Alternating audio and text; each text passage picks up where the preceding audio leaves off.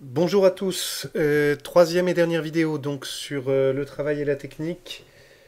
Alors, on est toujours dans notre grand 2 sur les effets négatifs du travail et de la technique. Et donc, dans ce grand 2, nous sommes toujours dans la deuxième sous-partie. Et dans cette deuxième sous-partie, nous sommes au dernier point qui est donc un petit c.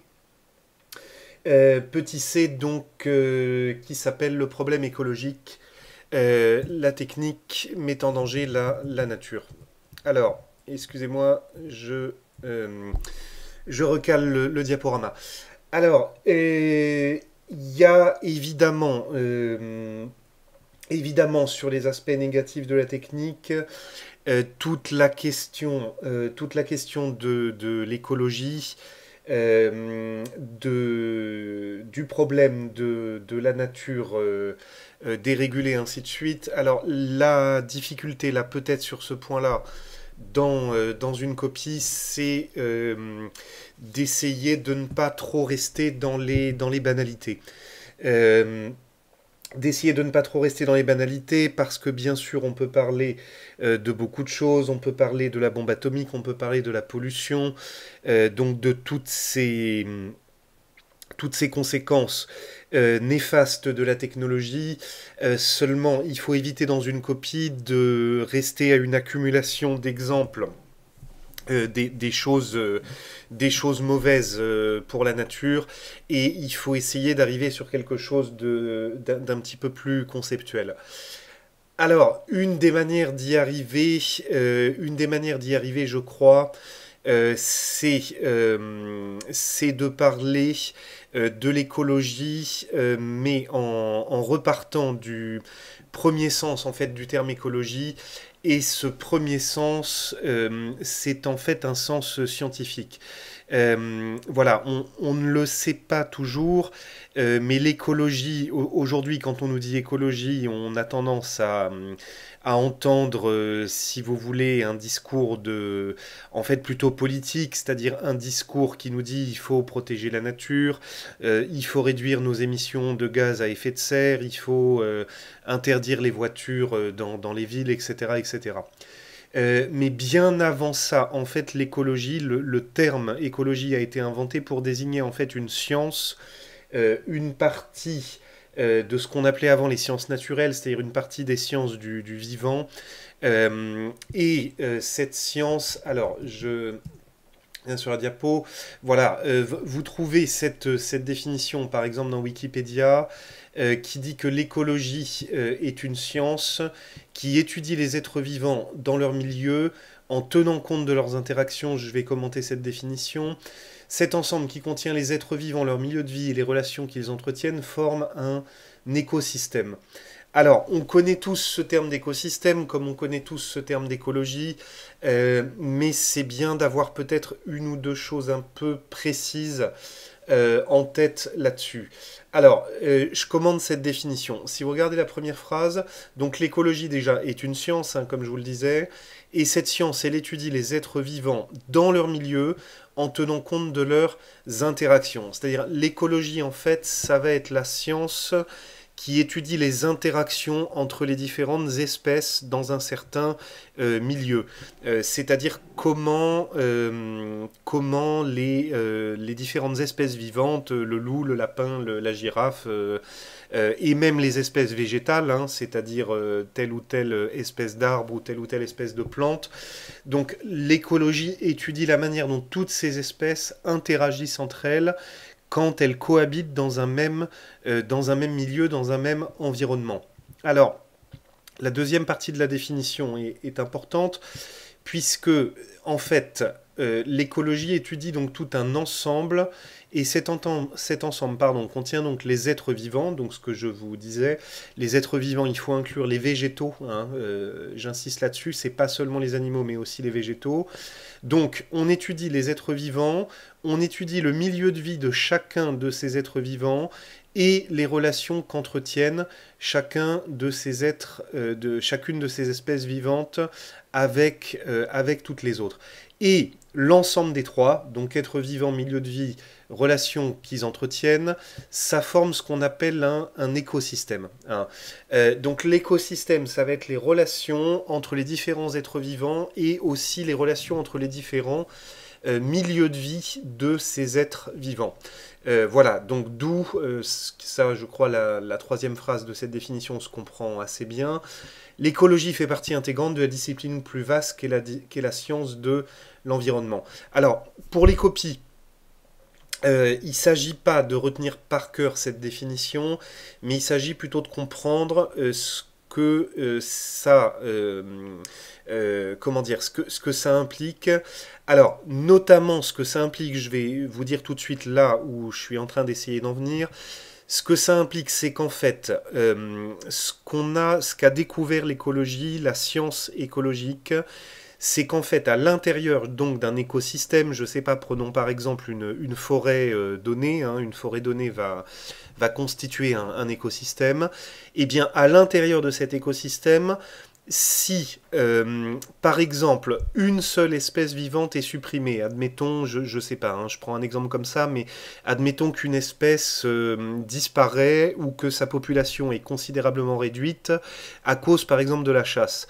Eh bien, si une espèce disparaît dans cet écosystème, ça va avoir des répercussions sur absolument toutes les autres espèces à l'intérieur de cet écosystème. Et encore une fois, j'insiste, ça va avoir une répercussion non seulement sur les autres espèces animales, mais aussi sur les espèces végétales qui peuplent cet écosystème. Alors, je vais tout de suite prendre un exemple, parce que pour l'instant, tel que je vous le dis, ça peut paraître un petit peu abstrait. Alors, exemple qui est l'exemple du parc de Yellowstone aux États-Unis, donc qui est un immense parc naturel dans lequel en fait les loups avaient été supprimés du fait du danger qu'ils pouvaient représenter pour les éventuels promeneurs dans ce parc. Et en fait, on a plusieurs dizaines d'années après, on a réintroduit les loups en fait à l'intérieur du parc. Alors, je vous montre tout de suite une vidéo.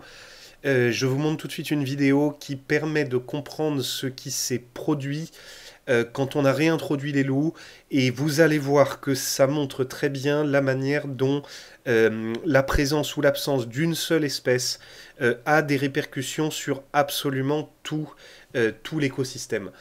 Voilà, on se retrouve donc après cette vidéo.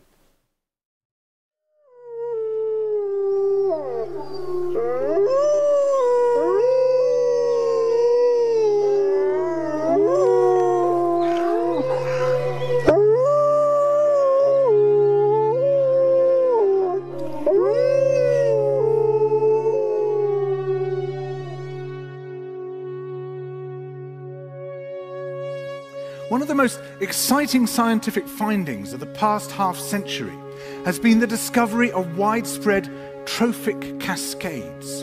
A trophic cascade is an ecological process which starts at the top of the food chain and tumbles all the way down to the bottom. And the classic example is what happened in the Yellowstone National Park in the United States when wolves were reintroduced in 1995. Now, we all know that wolves kill various species of animals, but perhaps we're slightly less aware that they give life to many others. Before the wolves turned up, they'd been absent for 70 years. That the numbers of deer, because there was nothing to hunt them, had built up and built up in the Yellowstone Park, and despite efforts by humans to control them, they'd managed to reduce much of the vegetation there to almost nothing. They'd just grazed it away. But as soon as the wolves arrived, even though they were few in number, they started to have the most remarkable effects. First, of course, they killed some of the deer, but that wasn't the major thing. Much more significantly, they radically changed the behavior of the deer. The deer started avoiding certain parts of the park, the places where they could be trapped most easily, particularly the valleys and the gorges. And immediately those places started to regenerate. In some areas, the height of the trees quintupled in just 6 years. Bare valley sides quickly became forests of aspen and willow and cottonwood. And as soon as that happened, the birds started moving in. The number of songbirds and migratory birds started to increase greatly. The number of beavers started to increase because beavers like to eat the trees. And beavers, like wolves, are ecosystem engineers. They create niches for other species. And the dams they built in the rivers provided habitats for otters and muskrats and ducks and fish and reptiles and amphibians. The wolves killed coyotes, and as a result of that, the number of rabbits and mice began to rise, which meant more hawks, more weasels, more foxes, more badgers. Ravens and bald eagles came down to feed on the carrion that the wolves had left. Bears fed on it too, and their population began to rise as well, partly also because there were more berries growing on the regenerating shrubs. And the bears reinforced the impact of the wolves by killing some of the calves of the deer. But here's where it gets really interesting. The wolves changed the behavior of the rivers. They began to meander less. There was less erosion. The channels narrowed, more pools formed, more riffle sections, all of which were great for wildlife habitats.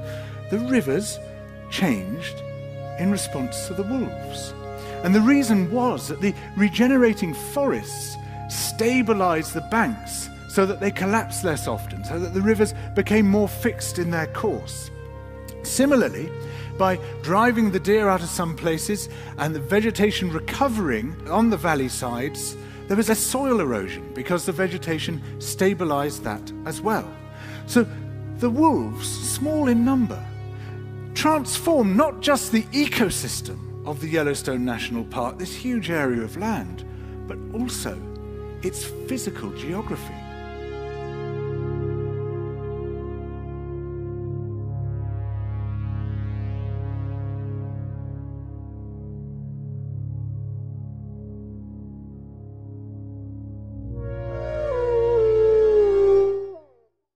Voilà, donc je pense que cette vidéo donne un très bon exemple des relations donc, entre les espèces vivantes dont on parlait. Alors, qu'on s'entende bien, quand je parle de relations entre les espèces vivantes, je ne veux pas dire par là que les loups discuteraient avec les castors, hein. On ne parle pas de relation dans le sens d'une communication. On parle de relation dans le sens où donc la présence, encore une fois, d'une espèce affecte les autres espèces. Alors, la diapo la suivante résume un peu les choses. Donc c'est le parc naturel de Yellowstone aux États-Unis. Si vous aviez un doute sur l'orthographe de Yellowstone, du coup vous l'avez ici. Alors, encore une fois, quand on parle d'un parc, on s'entend bien, parce que si vous voulez, nous, dans notre tête de Français, quand on dit parc, on entend un petit parc à l'intérieur d'un centre-ville, par exemple. Là, on parle d'un parc naturel qui fait 900 000 hectares, hein, c'est-à-dire qui est plus grand que la Corse. Donc, c'est absolument gigantesque, hein. Vous savez qu'aux États-Unis, les échelles de taille ne sont pas du tout les mêmes que chez nous. Donc, comme le dit la vidéo, les loups ont été réintroduits donc volontairement, hein, par l'être humain en 1995, avec simplement peut-être quelques dizaines de loups au début, mais qui se sont ensuite reproduits, ainsi de suite. Et il y avait donc plus de loups depuis 1925, et donc on a pu observer un changement radical du parc à partir de là.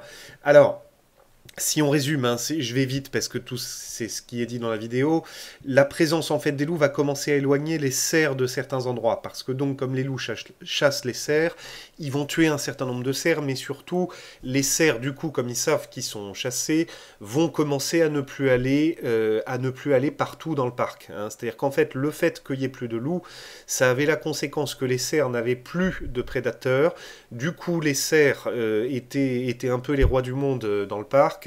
Et du coup, ils avaient en fait mangé absolument toute la végétation, hein. Enfin, il restait de la végétation, mais il y avait un excès, et sans doute aussi, alors c'est pas dit dans la vidéo, mais que quand les cerfs n'ont plus de prédateurs, bah, ils se reproduisent aussi, ils deviennent extrêmement nombreux, et du coup bah, ils attaquent toute la végétation. Donc le fait de remettre les loups fait que les cerfs ne vont plus être dans certains endroits, et du coup, dans ces endroits, la végétation va commencer à se régénérer, hein. Et donc, comme on le voit dans la vidéo, il recommence à y avoir des arbres, il recommence à y avoir des forêts. Euh, Comme il y a des forêts, des arbres, les oiseaux reviennent, les castors aussi reviennent parce que du coup ils ont à nouveau du bois pour construire des barrages. En construisant des barrages, ils vont créer un habitat pour plusieurs espèces. Si vous vous souvenez de la définition, hein, dans l'écologie, justement, cette notion d'habitat est extrêmement important, hein. L'habitat, le fait que chaque espèce a des habitats, et que justement la présence de cet habitat a aussi des répercussions sur tout l'écosystème. Pardon, excusez-moi. Donc, il y a des loutres qui vont revenir, des reptiles, des ragondins, parce que les barrages des castors, bah, ces animaux-là habitent dedans.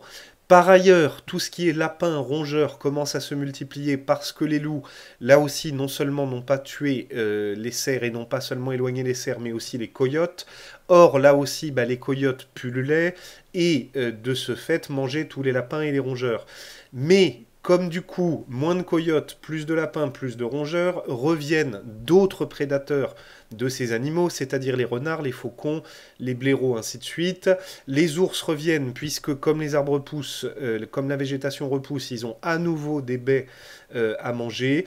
Et comme on le voit à la fin de la vidéo, il y a même des conséquences en fait sur le comportement des rivières, parce que comme la forêt, la végétation se régénère, les racines de ces végétaux vont limiter donc l'érosion des sols, et de ce fait même le tracé des rivières va se modifier. Voilà, donc je crois que ça montre vraiment très bien, hein, si on revient sur la définition de l'écologie, les interactions donc entre les êtres vivants, l'ensemble des êtres vivants, de leur milieu de vie, hein, donc de leur habitat, et les relations qu'ils entretiennent. Donc on parle par exemple de relations de prédation, hein, d'une relation de prédateur aux espèces que ce prédateur mange. Et donc tout cet ensemble forme un écosystème. Et donc encore une fois, en réintroduisant une seule espèce qui est le loup, c'est tout l'écosystème qui est modifié par effet de cascade. Alors, si on revient maintenant à la technique. Si on revient maintenant à la technique, j'avance du coup là pour rajouter une idée, mais qui peut-être est évidente, et vous voyez sans doute déjà où je veux en venir. Donc, l'écologie est d'abord une science, ça on vient de l'expliquer. Cette science montre qu'il y a des équilibres naturels, on vient de l'expliquer aussi, puisque vous voyez que par exemple, la présence des loups permet d'équilibrer la quantité de cerfs, hein.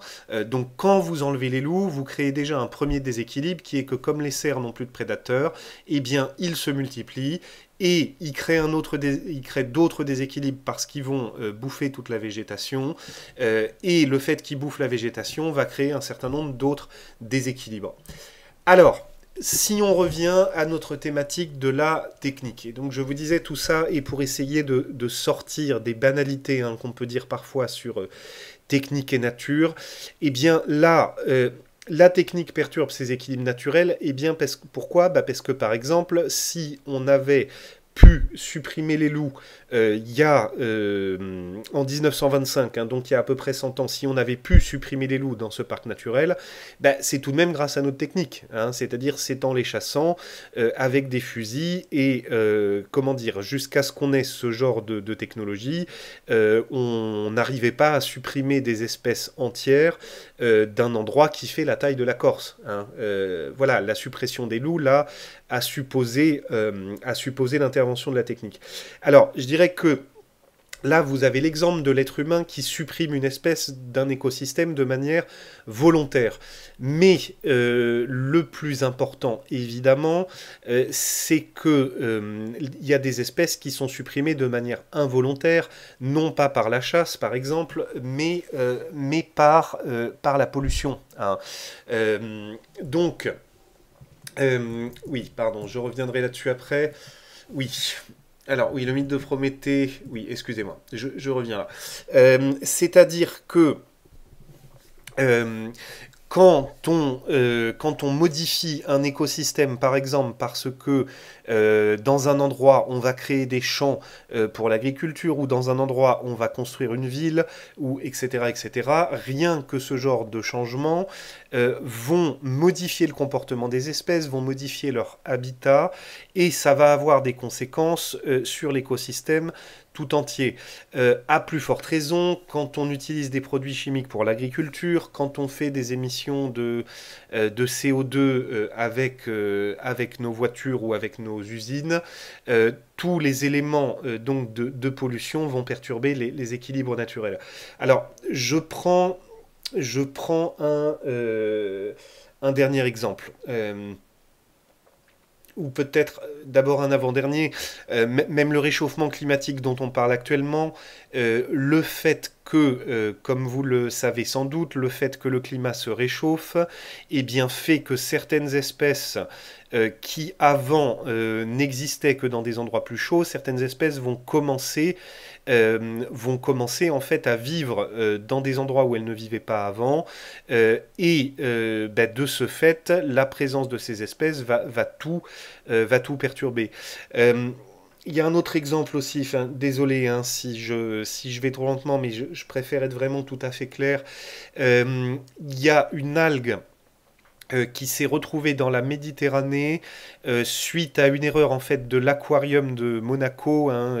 Vous savez peut-être que dans la ville de Monaco, il y a un énorme aquarium qui montre toutes sortes d'espèces tropicales, etc. Et dans les aquariums, bah, évidemment, vous mettez aussi les algues que mangent les espèces en question. Voilà. Donc, une espèce d'algue qui était tropicale s'est retrouvée rejetée dans la Méditerranée suite à une erreur dans le nettoyage des aquariums.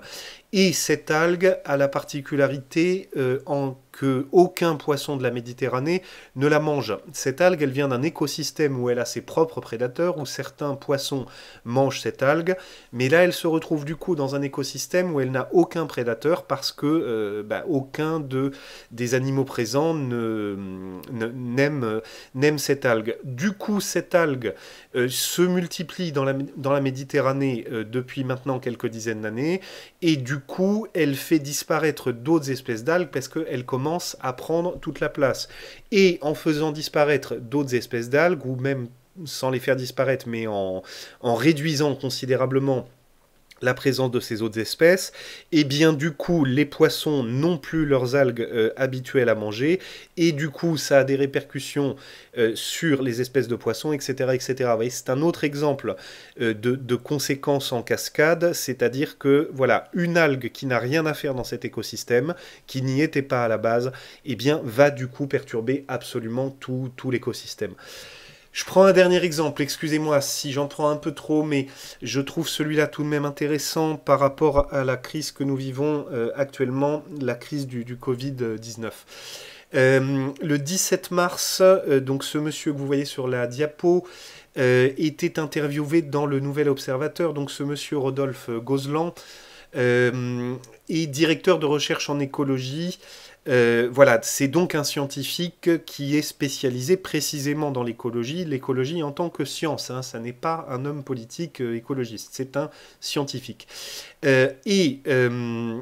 Notamment ce qu'il dit dans cette interview au Nouvel Observateur, c'est que le Covid-19, comme beaucoup d'autres maladies, viennent d'un porteur animal. Alors vous savez qu'on parle beaucoup en ce moment du pangolin, mais que on multiplie les risques d'épidémie en fait en transformant la nature, en transformant les habitats naturels.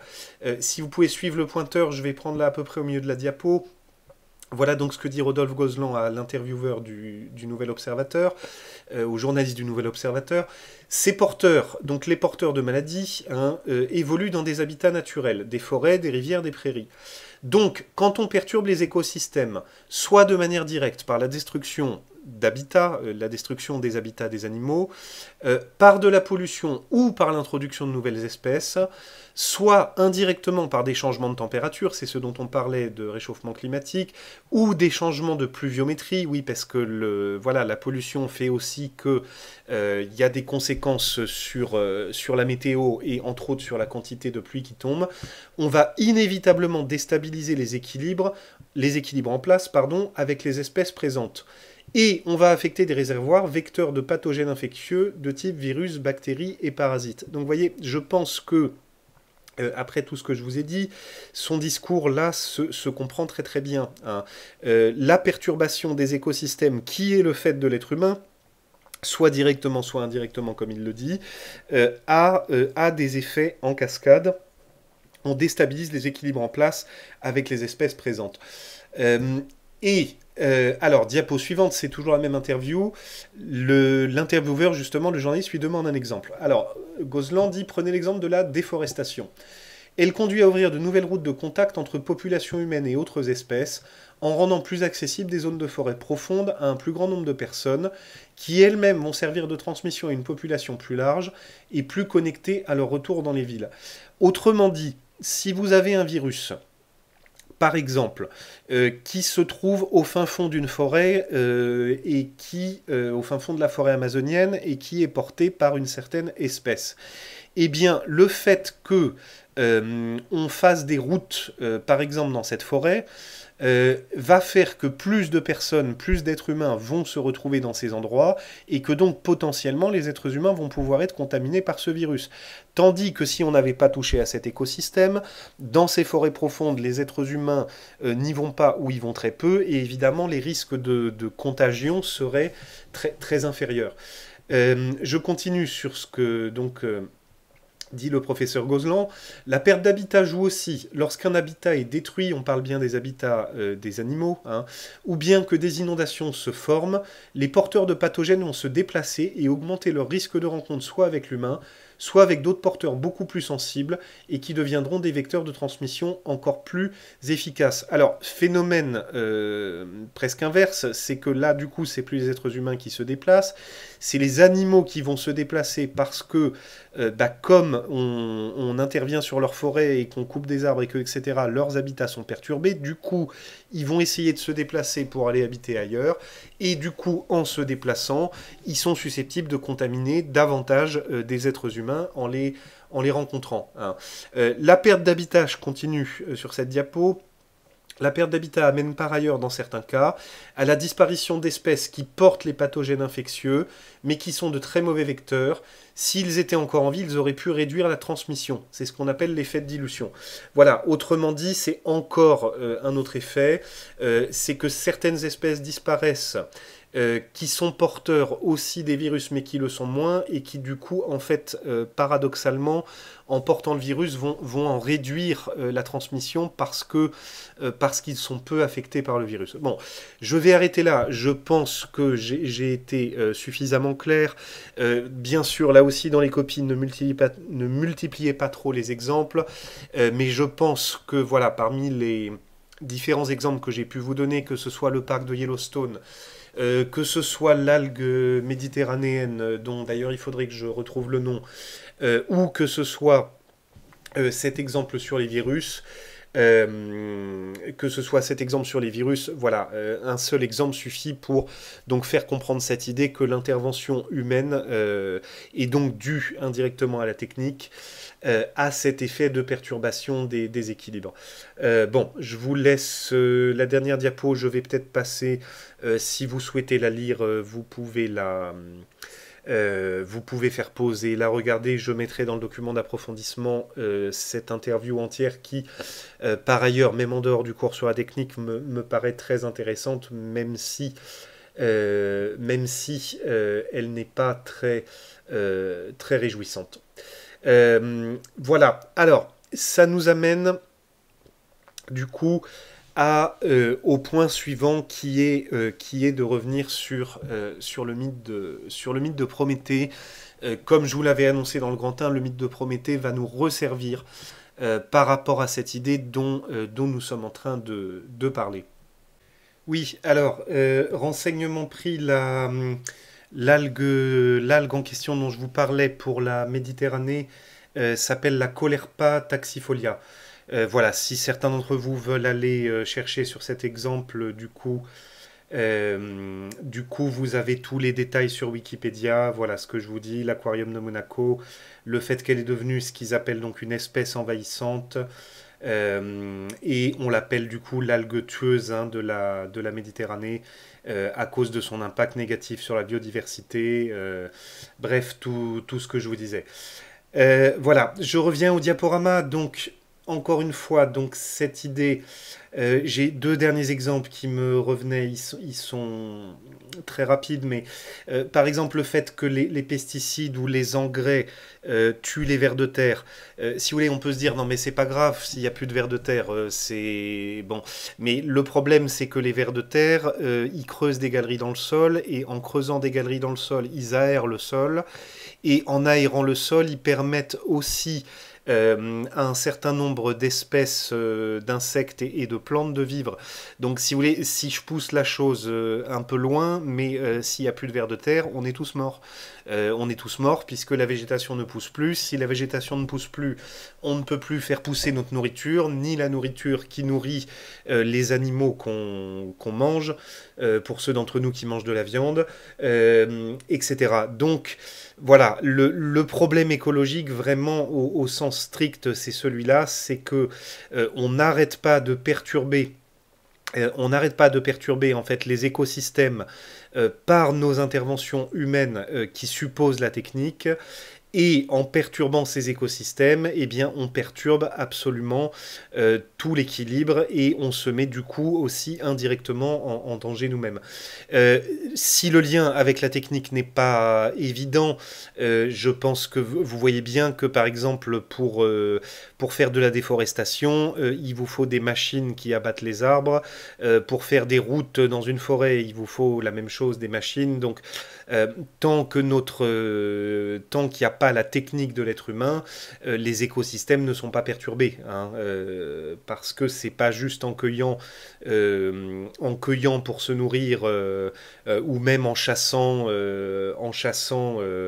à coups de pierre taillée quelques animaux qu'on perturbe l'écosystème. Mais c'est notre technique, et en particulier notre technique moderne, notre technologie, nos machines, notre chimie, qui provoque cette perturbation de l'environnement.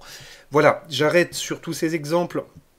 Alors, on en vient au point suivant, qui est le fait de réinterpréter le mythe de Prométhée. Vous vous souvenez, j'espère, que dans le mythe de Prométhée, il y a cette répartition par Épiméthée des différentes capacités entre les espèces. Vous vous rappelez, il donne la vitesse à certains animaux, mais à d'autres animaux, il ne donne pas la vitesse, il donne la force, et ainsi de suite, de manière à ce que toutes les espèces survivent. Alors, Lévi-Strauss, que vous voyez ici, dont on avait déjà parlé dans le cours sur le devoir, Lévi-Strauss a réinterprété de cette manière le mythe de Prométhée en disant qu'en fait, Épiméthée, quand il fait ça, quand il répartit les capacités, eh bien, qu'est-ce qu'il fait Épiméthée ? Il crée des écosystèmes, c'est-à-dire il crée des ensembles qui sont bien équilibrés, dans lesquels chaque espèce a son rôle, chaque espèce a sa place. Encore une fois, même le petit ver de terre, il a sa place et il a son rôle dans l'ensemble de l'écosystème. Et si vous vous souvenez de cette notion de cosmos des Grecs, voir la nature comme un ensemble bien équilibré où chaque chose a sa place et sa fonction, et bien en fait cette notion de cosmos chez les Grecs ressemble beaucoup à notre notion moderne scientifique d'écosystème, hein, c'est-à-dire un ensemble là aussi bien équilibré dans lequel chaque espèce a sa place et sa fonction. Donc si vous voulez, Lévi-Strauss réinterprète ce mythe comme quelque chose de presque prophétique par rapport à nos technologies modernes, c'est-à-dire qu'on a des écosystèmes bien équilibrés, et c'est la technique, et seulement la technique, qui va pouvoir perturber ces écosystèmes. À quoi Lévi-Strauss ajoute, ce qui est quand même bien vu dans sa réinterprétation, que si vous regardez ce que dit le mythe, la technique est un pouvoir divin. Et oui, parce que la technique, vous vous souvenez, le savoir technique et le feu sont volés par Prométhée aux dieux Héphaïstos. Donc, pour Lévi-Strauss, vous pouvez interpréter ça comme l'idée que la technique, c'était un pouvoir qui était un pouvoir des dieux, et Prométhée, en le volant aux dieux et en le donnant à l'homme, donne à l'homme un trop grand pouvoir qui n'est pas fait pour lui, qui était fait pour les dieux, et que l'être humain n'a pas la sagesse suffisante pour utiliser ce pouvoir divin, et que de ce fait, la perturbation des écosystèmes, tout le problème écologique vient du fait que nous avons à notre disposition un pouvoir technique, technologique qui est trop grand pour nous, hein. Vous avez donc tout ça, hein, bien sûr, dans le polycopier. Voilà, donc voyez qu'on a une interprétation du mythe de Prométhée qui est presque l'inverse que l'interprétation qu'en faisait Marx. Marx l'interprétait comme l'idée que Prométhée nous délivre de la nature et des dangers naturels. Lévi-Strauss dit non, en fait, ce mythe, vous pouvez aussi le comprendre comme le fait que nous sommes le seul animal capable de perturber les écosystèmes, capable de perturber l'équilibre naturel. Et pourquoi nous sommes le seul animal capable de les perturber? Eh bien parce que nous avons à notre disposition la technique, qui est un pouvoir trop grand pour nous et qui est, comme par hasard, un pouvoir qui, selon le mythe, a été volé aux dieux. Voilà, donc, je gardais donc cette interprétation en tête puisque ça nous amène à notre dernier point, hein, pour cette sous-partie, qui est le fait que donc, si on récapitule un petit peu là sur la technique, on a du coup vu tout le long du cours deux grandes façons de penser le rapport. De penser le rapport de la nature à la technique. La première manière, alors voilà, vous avez la récapitulation sur cette diapo, tout ça est aussi écrit noir sur blanc sur le polycopier. On avait vu avec Marx, donc à gauche, une vision du monde qu'on pourrait appeler la vision humaniste, dans laquelle on considère que l'être humain a tous les droits par rapport à la nature, et que, souvenez-vous, la nature est l'ennemi de l'homme, hein, pour Marx. La nature est hostile, la nature est quelque chose que nous devons combattre, encore une fois, comme Tom Hanks, seul sur son île déserte dans le film Seul au monde. Et la technique, du coup, c'est quelque chose qui nous permet de combattre la nature, hein. Donc, dans cette vision, cette vision humaniste du monde, une certaine vision de la nature et une certaine vision de la technique. Je vous renvoie donc au 1.2 du cours. Alors, j'ai trouvé ces petits dessins sur Internet, bon, qui sont un petit peu basiques, un petit peu simplistes, mais effectivement, on pourrait illustrer cette vision humaniste du monde par une vision dans laquelle l'homme est au centre et tous les animaux sont autour, sont moins importants, et que l'homme peut en faire tout ce qu'il veut. D'ailleurs, pas seulement tous les animaux, mais même toutes les espèces vivantes, hein. Même le dessin vous représente les arbres et les végétaux. L'autre vision, qui est celle que nous venons de voir, serait une vision écologiste du monde. Alors, attention, parce que là, je ne parle plus de l'écologie en tant que science, je parle plutôt d'une vision philosophique du monde, hein, qu'on tirerait en conclusion de ce que nous apprend l'écologie comme science. Alors, changement complet, hein, opposition complète. La nature, on ne la voit plus comme l'ennemi de l'homme, on la voit comme un ensemble qui est harmonieux et qui est équilibré et dont l'homme fait partie. Hein. C'est-à-dire que nous faisons nous-mêmes partie du cosmos, nous faisons nous-mêmes partie des écosystèmes, et nous avons besoin que ces écosystèmes fonctionnent normalement pour pouvoir survivre. La technique, elle, dans cette vision, devient quelque chose de dangereux, qui précisément perturbe ces équilibres ou risque de perturber ces équilibres, et donc il faudrait absolument limiter nos interventions techniques, limiter la pollution, limiter la déforestation, limiter voilà, le réchauffement climatique qui est... bon, d'après ce que disent quand même la majorité des scientifiques aujourd'hui, le réchauffement est un effet de la pollution. Donc la technique n'est plus du tout quelque chose qui nous permet de combattre la nature et qu'on devrait développer indéfiniment pour vivre de plus en plus heureux et se protéger de plus en plus,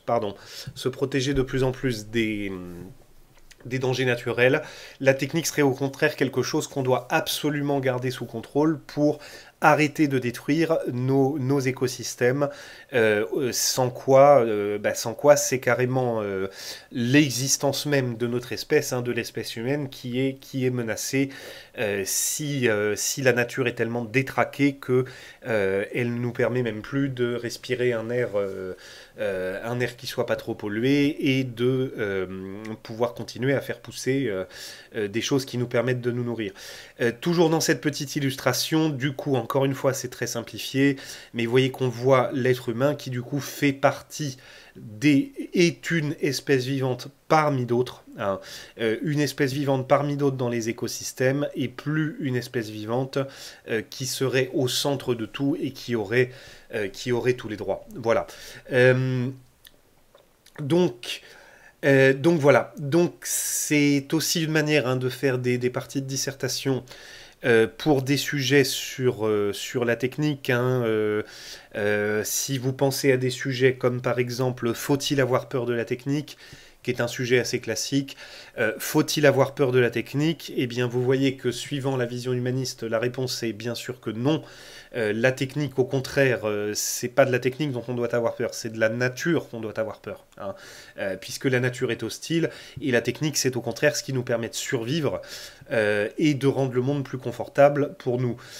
Mais inversement, et ça ferait donc une thèse opposée à la première, on peut dire que oui, il faut avoir peur de la technique, précisément parce qu'elle perturbe les équilibres naturels et qu'elle menace à la limite, hein, l'existence même de notre espèce. Et la technique n'est plus ce qui nous permet de survivre comme dans la vision humaniste, elle devient ce qui menace notre survie, ce qui menace la survie de notre espèce. Voilà, et la référence là, dans ce cas, c'est donc Claude Lévi-Strauss. Alors, toute dernière chose que je voulais vous montrer, c'est que évidemment, si on rentre dans cette vision écologiste du monde, la question va être jusqu'où est-ce que nous devons limiter notre technique et jusqu'où est-ce que nous devons laisser la nature en fait suivre son cours sans la perturber. Alors, ça vous donne ça tout un spectre, même au niveau politique, justement par rapport à la question de l'écologie. En France, nous connaissons surtout des écologistes qui vont vous dire qu'on doit préserver la nature, mais qu'on doit préserver la nature finalement surtout pour notre propre survie à nous, hein. C'est-à-dire, voilà, tout ce qu'on disait. Mais il existe aussi, ce courant n'est pas vraiment représenté en France, mais il a, par exemple, il est pas mal représenté aux États-Unis ou en Allemagne, qui sont des écologistes très radicaux. Alors, eux qui vont dire il faut préserver la nature, pas pour que l'être humain survive, mais pour que la nature elle-même survive, hein. C'est-à-dire que eux, leur préoccupation n'est pas la survie de notre espèce, mais c'est la survie de la nature elle-même. Alors, je donne un exemple de ce point de vue, je préviens tout de suite, c'est hyper radical, c'est une citation que vous avez à la fin du polycopier. Alors, c'est une citation de Jacques-Yves Cousteau qui a été très connu en France à une époque, Il a été notamment le tout premier à réaliser des films sur la vie sous-marine, hein. Il a aussi créé le scaphandre de plongée qu'on connaît aujourd'hui vous savez, avec la bouteille dans le dos, qu'on appelle le scaphandre autonome. Avant, il y avait, vous avez peut-être déjà vu ça, des scaphandres là avec des semelles de plomb, on se baladait avec une espèce de bulle de métal sur la tête, qui étaient des scaphandres en fait très, très dangereux et surtout qui permettaient pas de se déplacer vraiment, vraiment librement. Voilà. Et donc, Cousteau avait dit ça une fois dans une interview, donc c'est quelques phrases que vous avez sur la diapositive, que par exemple même l'élimination des virus, hein, donc par la médecine, relève d'une idée noble, mais elle pose à son tour d'énormes problèmes. Entre l'an 1 et l'an 1400, la population mondiale n'a pratiquement pas changé. À travers les épidémies, la nature compensait les abus de la natalité par des abus de la mortalité. Alors, Cousteau parle en fait ici du problème de la surpopulation, puisque bien sûr, une des choses qui déstabilise les écosystèmes, c'est aussi le fait que nous sommes devenus, nous les êtres humains, extrêmement nombreux sur Terre. Et lui dit qu'en fait, jusqu'à l'an 1400, la population mondiale était stable et qu'elle s'est mise à augmenter considérablement ensuite, justement, du fait notamment des progrès de notre médecine. Et voyez qu'on retrouve cette idée d'équilibre, c'est-à-dire que dans ce qu'il dit, les épidémies, les virus et ainsi de suite permettaient qu'il y ait à peu près toujours autant d'êtres humains qui naissent et d'êtres humains qui meurent. Donc la natalité était compensée par une certaine mortalité. Du coup, en développant notre médecine, la natalité continue d'être ce qu'elle est, mais la mortalité, elle, diminue, et c'est ça qui va du coup causer la surpopulation et donc perturber l'équilibre qui avait été, entre guillemets, fixé par la nature d'une population humaine limitée. Je finis la citation, alors c'est là que ça devient limite choquant, hein, et je reprends pas à mon compte, hein, les propos de Cousteau. Encore une fois, c'est pour vous donner l'idée d'une vision écologiste très, très radicale. Nous voulons éliminer les souffrances, les maladies, hein, comme ce que disait Marx par rapport à la technique dans le Grand 1. L'idée est une belle idée, mais elle n'est peut-être pas tout à fait bénéfique sur le long terme. C'est terrible à dire, mais il faut que la population mondiale se stabilise, et pour ça, il faudrait éliminer 350 000 êtres humains par jour. Voilà, donc l'idée de Cousteau, c'est qu'avec notre technique, en voulant éliminer les souffrances, en voulant éliminer les maladies, nous créons une surpopulation qui crée des déséquilibres, et lui dit qu'il faudrait en fait stabiliser la population mondiale si on veut que nos écosystèmes puissent survivre à peu près, et ça amène, alors il ne dit pas comment, mais jusqu'à l'idée qu'il faudrait carrément éliminer une énorme partie des êtres humains. Voilà, donc ça explique aussi, peut-être, hein, ou ça précise aussi pourquoi on n'est plus dans une vision humaniste du monde, là, hein, parce que l'être humain n'est plus si important, et donc même s'il faut éliminer des êtres humains pour préserver les écosystèmes, eh bien finalement, d'après quelqu'un de radical comme Cousteau, il faudrait le faire. Alors, pour récapituler donc sur l'ensemble du cours, je reprends très vite chacune des sous-parties. On a vu donc un grand 1 dans lequel on envisageait donc travail et technique comme un moyen de libération et de réalisation de soi. Le premier point de ce grand 1 donc portait sur le mythe de Prométhée, pour donc montrer l'idée que le travail et la technique sont la manière dont nous compensons notre faiblesse naturelle, notre corps qui n'est pas adapté à la survie. Donc, moyen du coup travail et technique, moyen de libération pour la totalité de l'espèce humaine, au sens où elle nous libère des dangers de la nature et ainsi de suite. La deuxième sous-partie, donc, portait sur Marx, donc sur cette affirmation du travail comme libération de l'être humain, son interprétation donc du mythe de Prométhée, avec donc toute la thématique de la nature hostile et de l'être humain qui doit combattre cette nature par le travail et la technique. Voilà, donc la première interprétation du mythe de Prométhée que j'ai appelée vers la fin du cours, que j'ai appelée l'interprétation humaniste, et donc la vision humaniste du monde avec donc un certain rapport entre nature et technique. Le petit b sur Marx consistait à dire que le travail est carrément, d'après Marx, ce qui nous distingue de l'animal. C'est donc le passage, vous savez, avec l'araignée, l'abeille et l'architecte, qui consiste à dire donc que, d'après Marx, seul l'être humain travaille parce que il n'y a que lui qui pense l'objet avant de le construire, tandis que l'animal donc réalise des choses, mais ça n'est que par instinct. La troisième sous-partie du grand 1, on était donc passé très vite dessus parce que on y retrouvait une idée déjà vue dans le cours sur conscience et inconscient. Donc cette idée de Hegel que c'est en travaillant, en se confrontant au travail, qu'on devient de plus en plus conscient de nous-mêmes. Voilà, donc 3 points. C'est surtout le dernier qui porte le troisième point sur Hegel, qui porte sur l'idée d'une réalisation de soi comme individu. Les deux autres donc portent surtout sur la technique comme un moyen de libération par rapport à l'espèce humaine tout entière. Ensuite, on a donc eu un grand 2 dans lequel on envisageait la possibilité de l'aliénation, donc au contraire, le fait que travail et technique peuvent devenir aliénants. Dans ce grand 2, on a eu une première sous-partie où on retrouvait Marx avec l'idée que le travail sur une chaîne de production, le travail de l'ouvrier, est un travail aliénant, puisque cela devient un travail dans lequel on se comporte comme une machine ou comme un animal, mais ça n'est plus un travail humain à proprement parler. C'était le passage où il y avait l'extrait du film de Charlie Chaplin, Les temps modernes.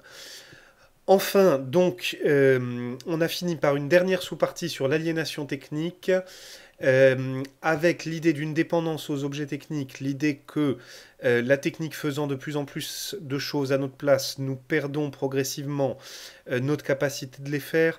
Pour revenir très vite sur ce terme aliénation, toujours dans l'aliénation, cette idée de se perdre soi-même, de devenir étranger à soi-même. Et là, par exemple, dans ce petit tas, ce qu'on perd, c'est justement les capacités que nous n'entretenons plus en nous. On a vu ensuite l'idée que la technique, le progrès technique, avait perdu son objectif premier qui était de nous rendre plus libres et plus heureux, comme on avait vu chez Marx, et que maintenant la logique du progrès technologique, de l'innovation technologique, était surtout soumise à une logique de concurrence économique, et que du coup la technique n'était plus vraiment au service d'un idéal de bonheur et de liberté, comme on l'avait vu chez Marx. Enfin, le dernier point, c'est celui qu'on vient de voir, c'est le problème écologique, avec cette idée donc que la technique met en danger la nature parce que la technique perturbe donc les équilibres naturels des écosystèmes, et on a vu donc aussi qu'on pouvait réinterpréter le mythe de Prométhée de cette manière-là, avec l'interprétation de Lévi-Strauss, donc avec une interprétation inverse de celle de Marx. Vous voyez donc que le mythe de Prométhée, on l'a trouvé en fait dans 3 points. Le tout premier point en 1.1. On l'a retrouvé en 1.2 avec l'interprétation qu'en fait Marx, et on l'a retrouvé en 2.2 avec l'interprétation qu'en fait Lévi-Strauss. Voilà donc pour ce récapitulatif. Donc c'est tout pour ce cours sur travail et technique. C'était donc la troisième et dernière vidéo.